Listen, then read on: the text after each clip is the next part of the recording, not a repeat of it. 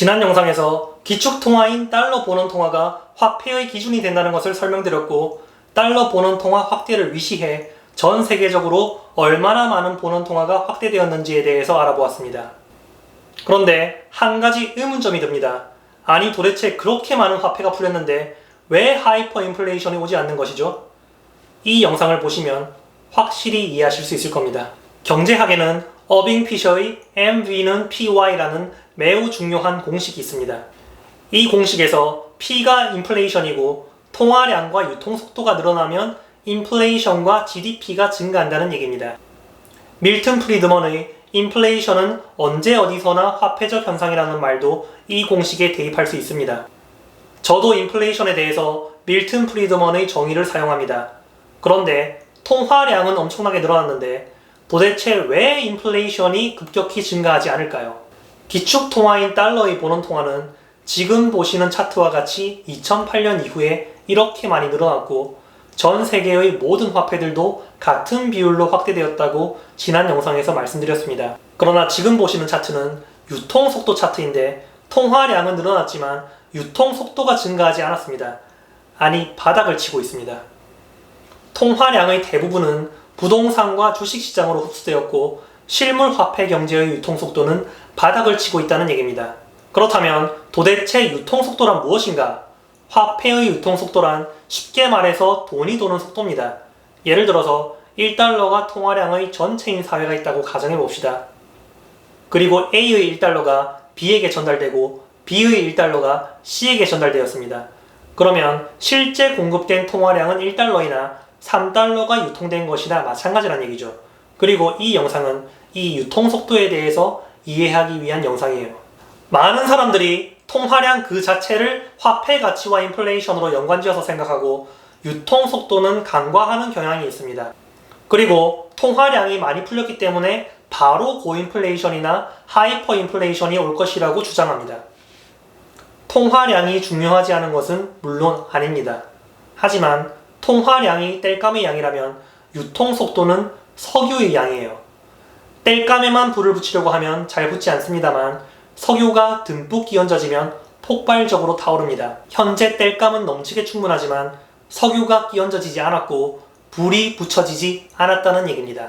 자, 그렇다면 이 유통속도는 어떻게 되면 증가할까요? 이것은 어빙 피셔의 공식에 나와 있지 않습니다. 저는 유통속도는 화폐의 신용과 역의 상관관계에 있다고 봅니다. 즉, 화폐의 신용이 높으면 사람들이 화폐를 믿고 부의 저장 수단으로 삼고 모으는 반면에 화폐의 신용이 낮아질수록 손에 들어오자마자 가치가 있는 재화나 서비스로 교환해버립니다. 즉, 하이퍼 인플레이션은 단순히 통화량의 확대뿐만이 아니라 화폐의 신용 하락이라는 트리거가 있어야지만 발생합니다. 물론 통화량이 확대될수록 화폐의 신용도 낮아지지만 이런 일에 깊이 관심이 없는 대부분의 사람들은 경제가 눈앞에서 무탈이 돌아가면 화폐에는 아무 문제가 없는 것으로 인식하고 살고 결국 문제가 터졌을 때야 심각성을 깨닫게 됩니다. 지금 지구상에서 하이퍼 인플레이션으로 가장 유명한 국가는 베네수엘라이고 그들의 화폐는 볼리바르인데요. 볼리바르는 통화량뿐만 아니라 유통속도의 어마어마한 증가가 합쳐져서 폭발적인 인플레이션이 발생한 겁니다. 즉, 베네수엘라인들은 화폐를 신용하지 않기 때문에 화폐가 손에 들어오자마자 다른 재화나 서비스로 교환하는 것이 이득이고 그 화폐를 받은 사람도 받자마자 화폐를 사용해 버리게 되며 이것이 무한대로 반복됩니다.